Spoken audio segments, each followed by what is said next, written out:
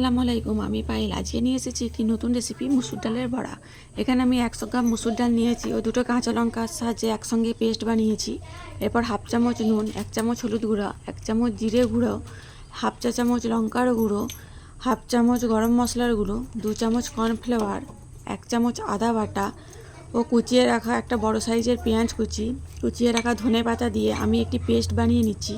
পেস্টটা আমার খুব নরমও হবে না, খুব শক্ত হবে না, ঠিক এরকম সাইজের হবে। এখানে আমার পেস্টটি বানানো হয়ে গেছে।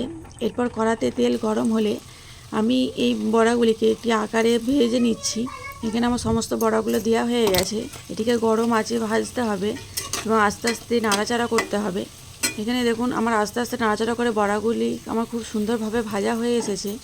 এরপর আমার ভাজা হয়ে গেলে আমি এটিকে একটি পাত্রে তুলে নেব। তাহলেই আজকে আমার তৈরি হয়ে যাবে মুসুর ডালের বড়া। এটি খেতে খুবই সুন্দর ও খুবই টেস্ট। ভিডিওটি যদি ভালো লেগে থাকে আপনারা লাইক, কমেন্ট ও সাবস্ক্রাইব করতে ভুলবেন না।